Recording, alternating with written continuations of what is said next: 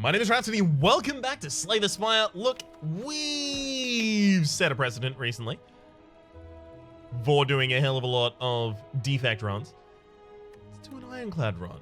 Now, last time I played the Ironclad, I played them on level 15 Ascension. Let me take a break. Because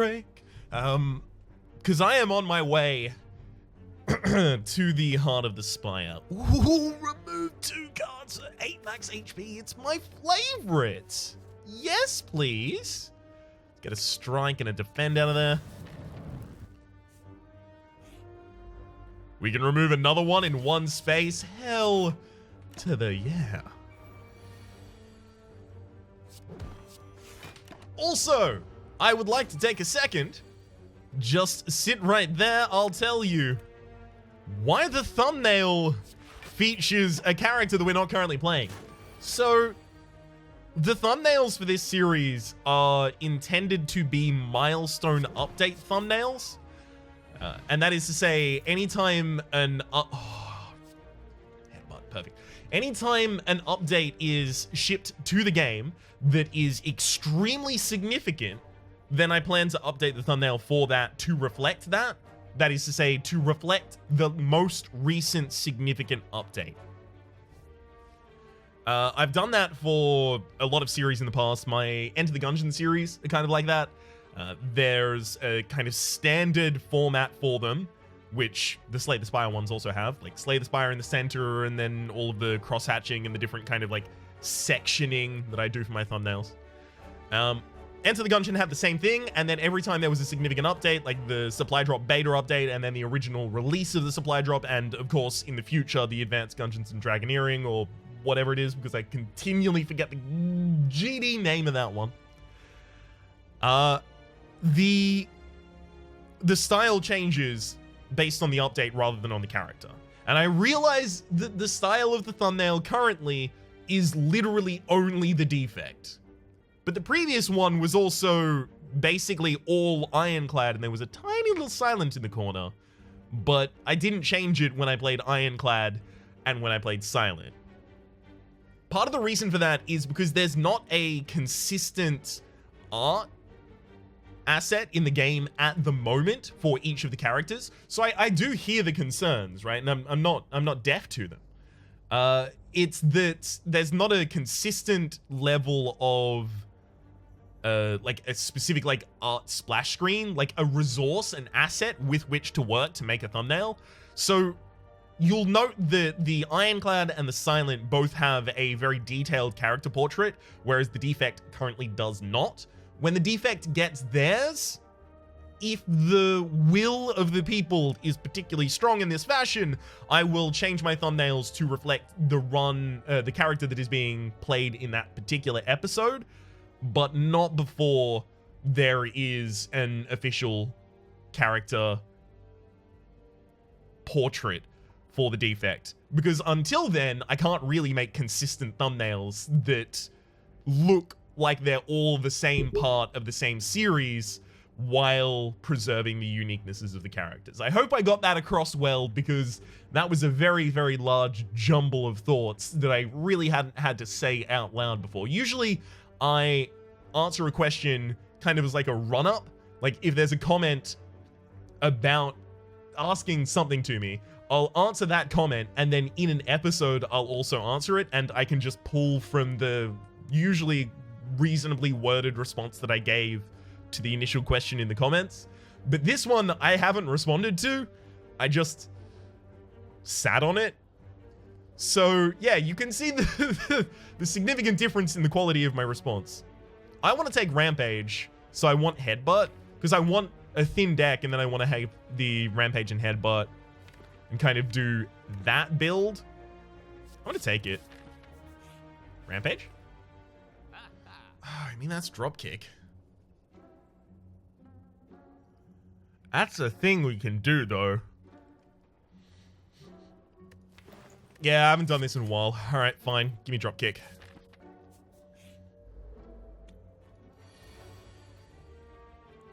Sure, we'll get that back to the top of the deck.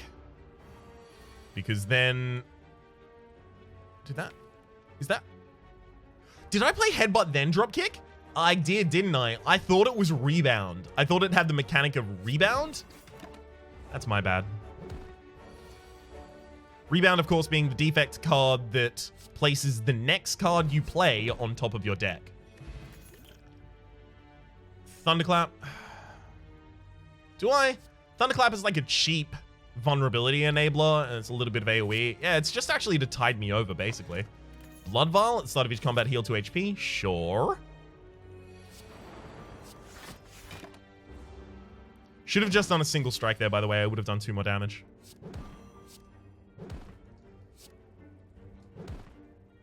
Alright. I'll accept the 7 damage this turn because I know I'm healing 6 at the end and then 2 at the start of the next fight. So I'm getting back to full HP relatively soon.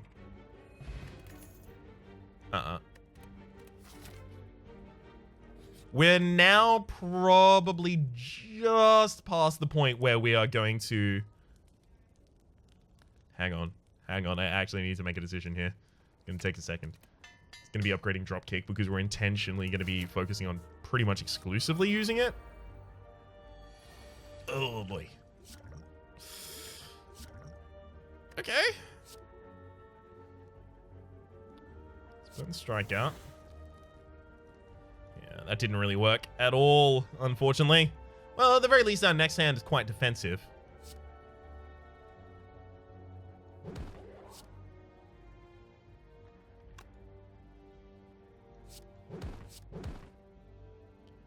I'm going to headbutt the body slam to the top of the deck because I know that I'm going to be double defending body slamming next turn. Am I? We do have Thunderclap in this hand. Yeah.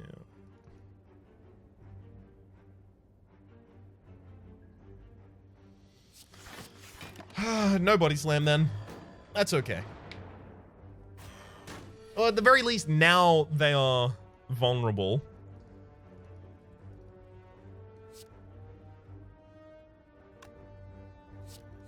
Burning Pact there. Yeah, I figured that's pretty much how that was going to go down as well. Damn it. Please get me Thunderclap as soon as possible. Thunderclap, dropkick. I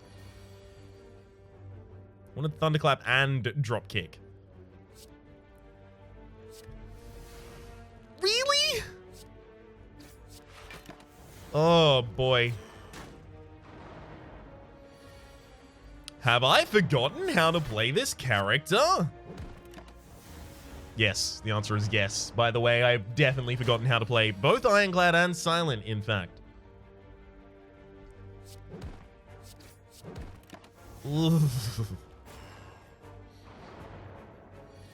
And to think, initially I was going to be competing for score here. Alright, there we go. And we lived. Unceasing Top. If you have no cards in hand during your card, draw a card. No cards in hand during your turn, draw a card. I'm going to take a Seeing Red because Seeing Red is super energy efficient. I mean, it's a refund on energy, but it's very, very card inefficient. But card inefficiency doesn't come into play when you have the Unceasing Top.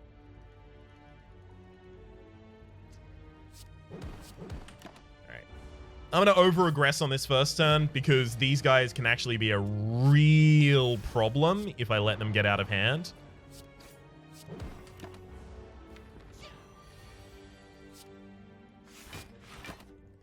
So I'd really like to avoid that if at all possible. Huh. Yeah, you can see what I'm talking about here, right? Alright, I'm going to use the Steroid Potion and just kill. Prevent the 12. Fiendfire, Body Slam... Infernal Blade? No.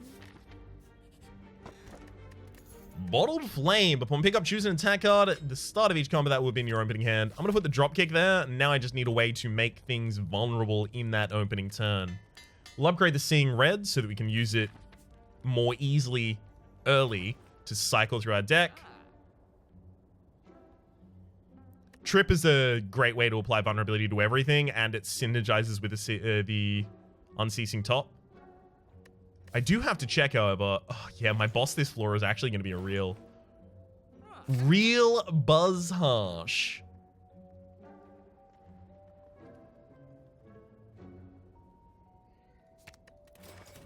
If we don't have defense by the time we get to that boss, we're actually probably going to die there. Fine. Ornamental Fan. Every time you play 3 attacks in a single turn, gain 4 block. I mean, kind of necessary. All right, I'm actually just going to double rest in order to keep this run alive because the set of relics that we already have is pretty good.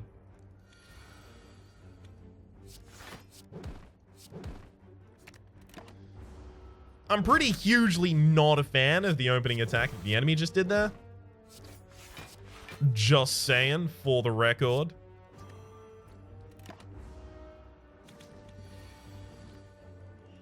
Okay.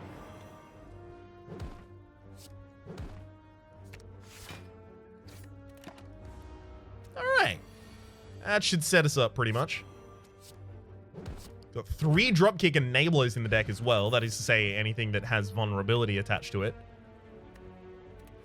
I could take Warcry. It wouldn't have a negative effect, but it wouldn't really have an effect. I'm going to rest here as well. I may even end up using the regen potion this fight.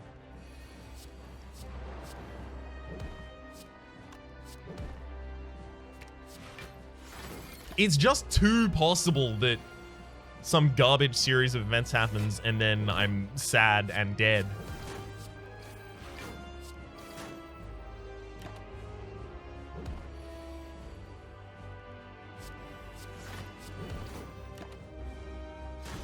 Yeah. Also going to be using the regen potion. Had hoped not to.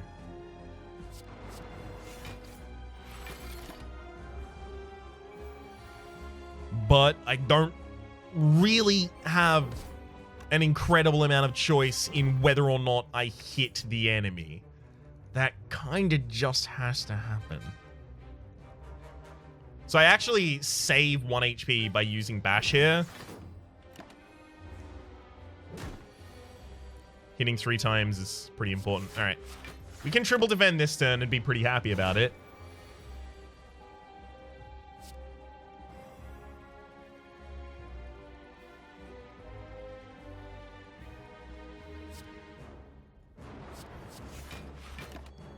I was actually thinking about not defending that turn, getting down on 1 HP and just trying to hit as many times as is humanly possible.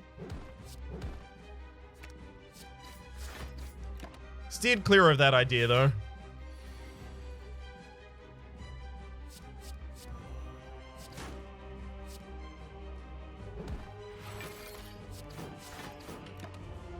Mm-hmm. Oh, we can kill in 2 hits here. It's fine. Whew. Yeah, I'm glad I rested as many times as I did and used the regen potion as well. Okay, offering is a really, really, really handy way to get this off to the right start. Feed a lot of the time will stand in between me and my unceasing top, so a bit bad for that reason. I have to take the extra energy. The ability to cast extra things is just correct.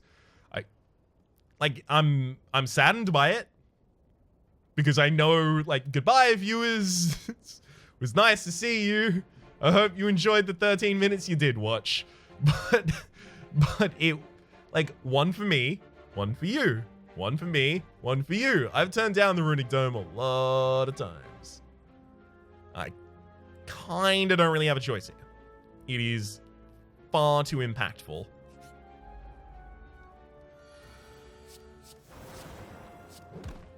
Hey.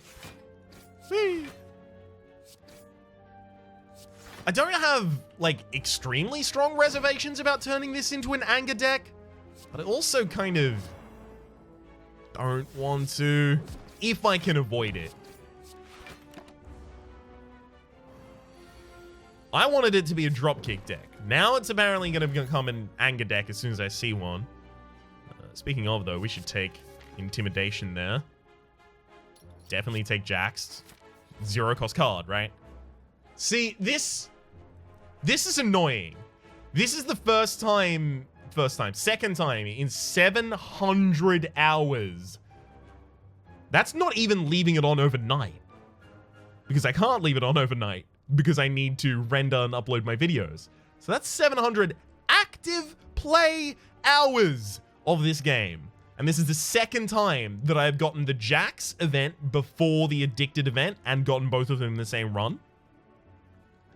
Now, you'd think something that rare would be insane. Like, you'd receive a relic, but the relic would be ridiculous. No. You just lose Jax, which I just paid 77 gold for, because I desperately wanted in this deck. You just lose it and gain a relic. Why not just do the 85? Because if I want Jax enough to pay 77 for it, it is significantly worth more than 77 to me. It's not worth 85. Like, I'm not going to buy Jax for 77 going, oh, I might save 8 gold if I get the Addicted event later on this floor. Oh, Memori, negate the next 2 curses you obtain. Not a bad pickup.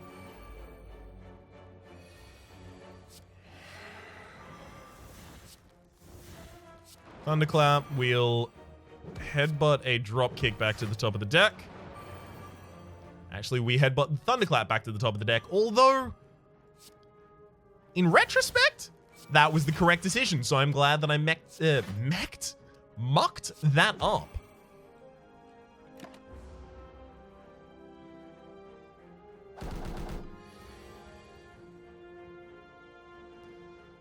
They're all so weak and frail.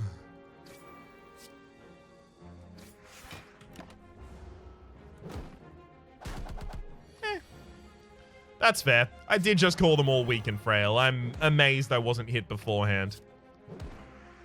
Okay. Swift Potion, draw 3. Heavy Blade is not really that good for us. Do I want the max HP? Because I could just become Cursed Decay and then just not take it. I actually kind of want the max HP though.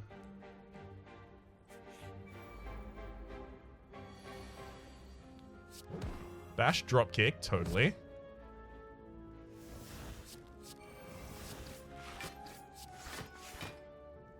We're actually probably even defended against your opening attack. Yeah, because it's 6x2. And now that you're weakened, it would be 4x3. Although, it is also extremely possible that you're just doing your 21. If I'm headbutting anything to the top of the deck, it has to be something I don't want. So we'll headbutt that defend. Because I'm about to immediately draw it. Okay, never mind. It was 4x3. That worked out well for me then. Ouch. All right, now we take damage. Yeah, there's the 21. Alrighty then. Prayer Wheel, non-boss enemies. Normal enemies, rather. Drop an additional card reward. That is really, really good. I think I actually saw Prayer Wheel, and instead of reading the text, I read the text from the old Prayer Wheel from my brain. Because the old Prayer Wheel used to say non-boss chests now contain a card, or non-boss chests contain an additional card. Huh. That's a weird thing my brain did.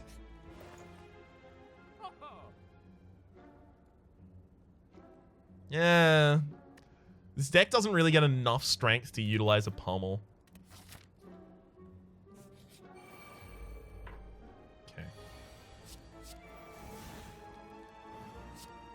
1 down. 2 down. Backliner could be attacking this turn and was. That's just rude. Frankly, my dear. That's just rude.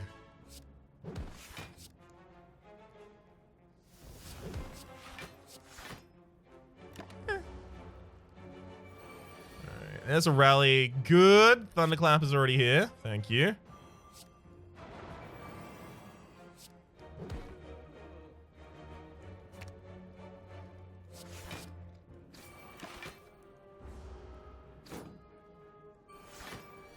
All right.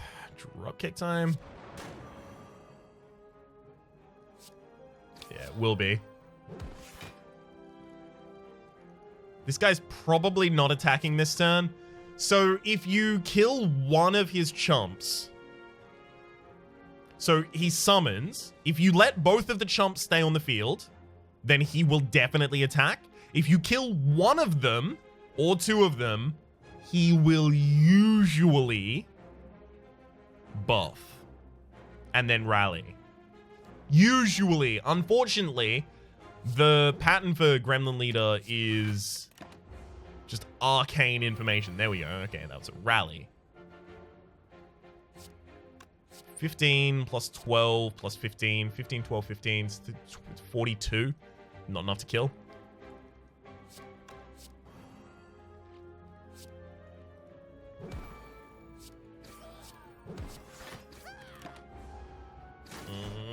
Decided to attack that turn. Thank you, Gremlin Leader. You absolute nonsense lord.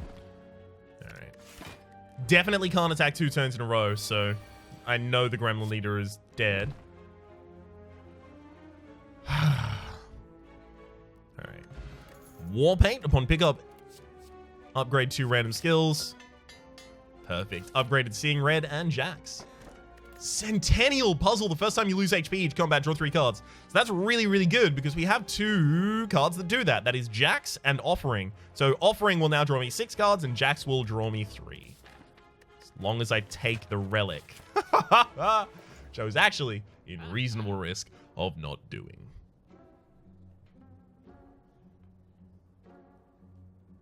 So here's a fun question. Do I take Offering or do I take Anger Whirlwind? Okay, I don't take Whirlwind. Do I take Anger? I do. I take Anger card removal.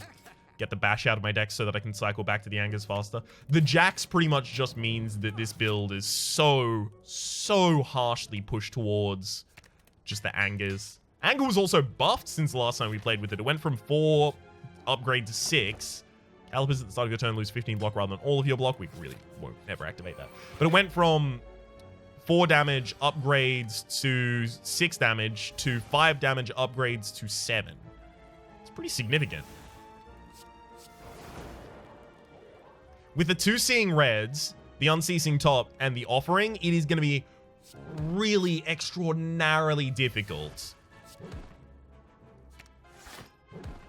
to prevent us from kind of chaining off on our first turn.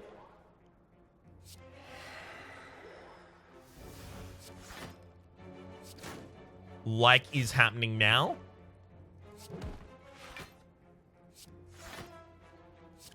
Really? We didn't have the kill there? Huh.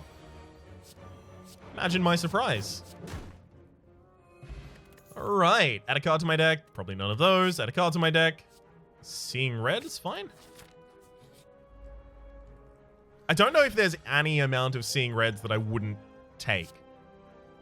Hijacks for the card draw there. Ooh. I am going to Swift Potion here. So I want the ability to apply vulnerability before I start doing all of these things. Because these guys can both be attacking on the first turn, and if they both be attacking on the first turn, we're going to be dying on the first turn. Which, I don't know. Personally, not my kind of thing. Not my cup of tea. Not my Irish coffee. I didn't even need to end that turn. I could have just killed. Alright, add a card to my deck. Flex. Sure.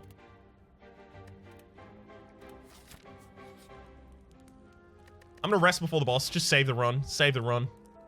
I think it might actually end up saving the run as well, because this guy does get to a single turn where he kind of hits you a wee bit hard.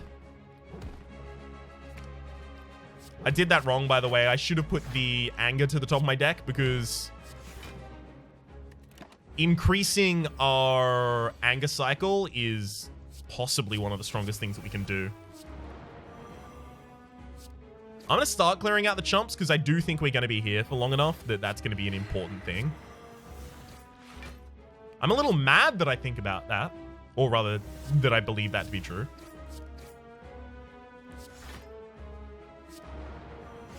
Okay. Now.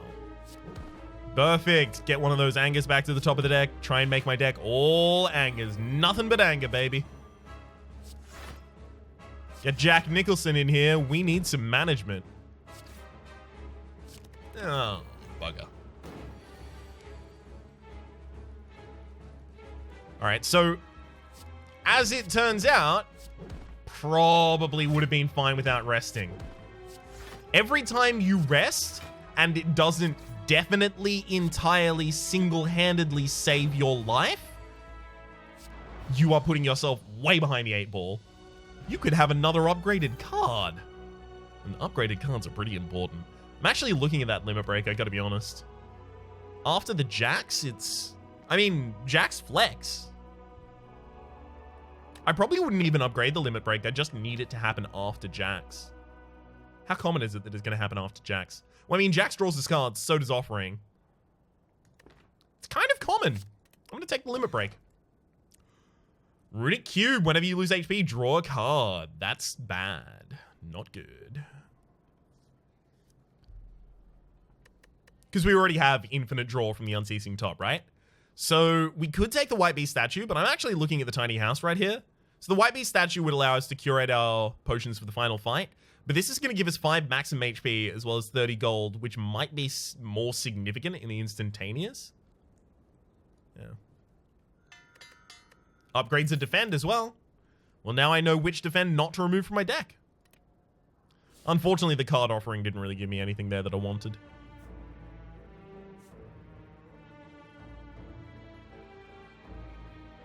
Okay. This path allows me to decide how many elites I want to kill in the late game. Perfect.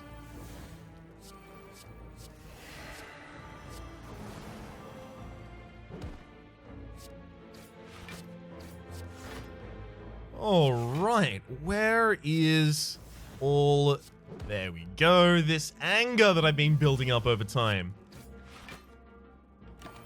Those 2 backliners are the more likely to attack of the 3 enemies that were on the field, because the Repulsor is more than 50-50, I believe, likely to put 2 days into your deck rather than hit you. Gambler's Brew, discard any number of cards and draw that money.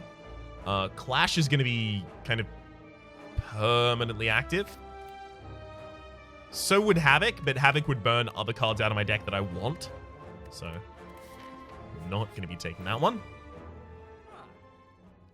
Well, now that I see my end boss for this floor, it's kind of important that I take Whirlwind, but at the same rate, I really don't want to just have another Whirlwind deck.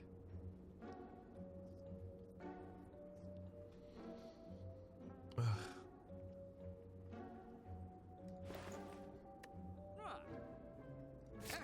Fine. Only because it's definitely the correct choice. Alright, let's, again, focus on it for a second here. Unfortunately, we don't have that much extra energy by base. We've just got the Runic Dome for that.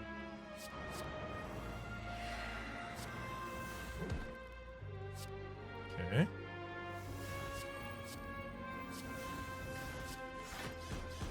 Hey, we did it. We whirlwinded all of them. They're all oh, that's a second anger. Beautiful. I mean, I'm actually really hyped about that second anger. It sounds like I'm not, but I actually am.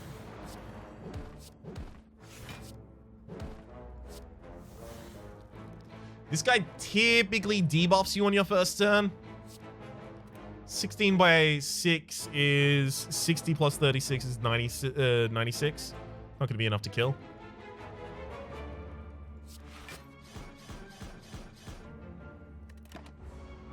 Okay. So they did the debuff, but better safe than sorry on that one. And I was just going to be killing the next turn anyway. Awesome. Fear Potion, apply 3 vulnerability, as well as there's the Rampage that I wanted significantly earlier in this run, and I would have gone for it. I also would have gone for a Searing Blow run. There's a lot of runs that I would have actually really, really enjoyed. Makes me sound extremely salty about how this run has turned out so far, and rightly so. I'm actually going to use a Fear Potion here.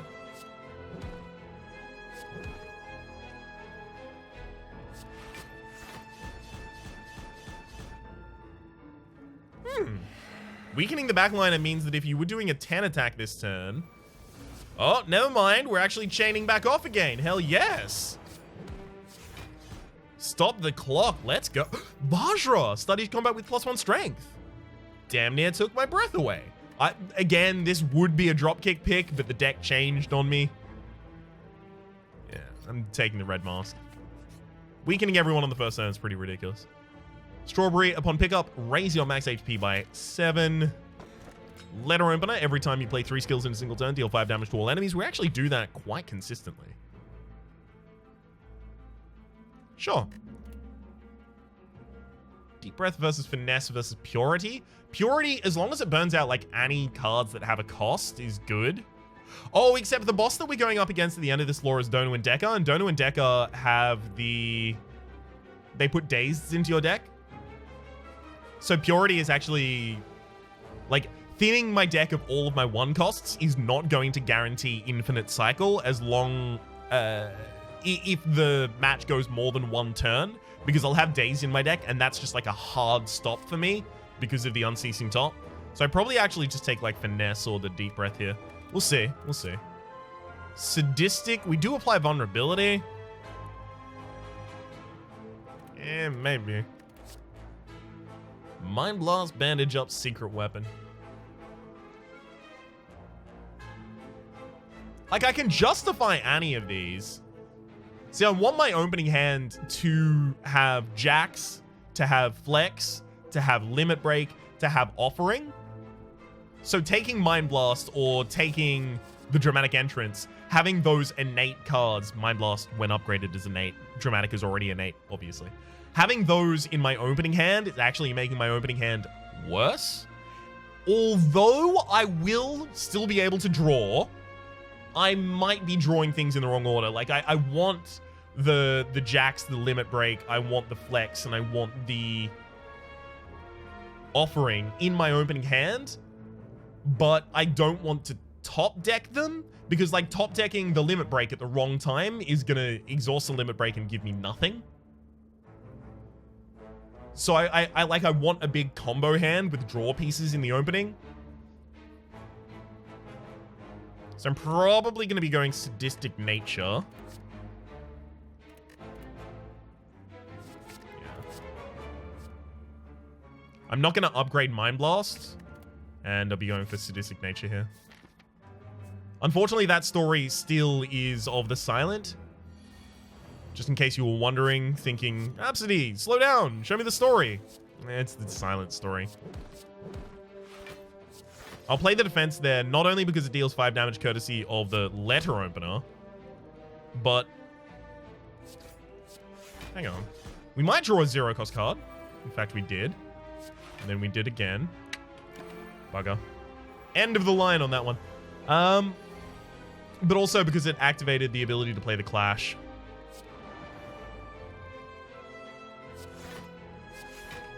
We'll just double defend here. There's no reason to use Offering when we just immediately lose the effect of it. Instead, I can just put it back on top of my deck and then play it now. A lot of seeing reds in our deck. I love it. Tiny chest, gain 30 gold. You're 10% more likely to find treasure in question mark rooms, as well as just like a lot of nothing. Hell of a lot of nothing there. Weird. I'm actually going to upgrade the Limit Break, because we're basically losing our Infinite as, like, 2 turns in against Donu and Deca. So if I'm losing it, I may as well have some other source of strength in the deck. That just seems logical.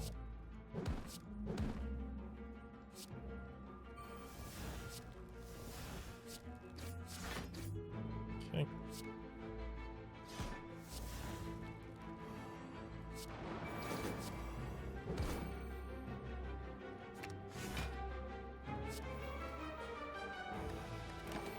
Okay. Well, now a single attack probably kills. And does. Awesome. Alright, Explosive Potion as well as second Intimidate, Demon Form that I can't really take. Second Anger? Sure.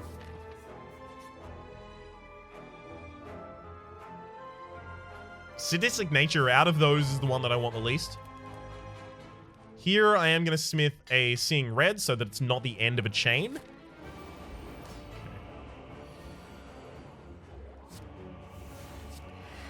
There goes the first Intimidate. Now, the second Intimidate is upgraded, so that's going to make it better for us. Donu in the back needs to die first. There's no reason not to drink the Dex Potion, but there's also very little reason to drink the Dex Potion. Like, it benefits that card, I guess.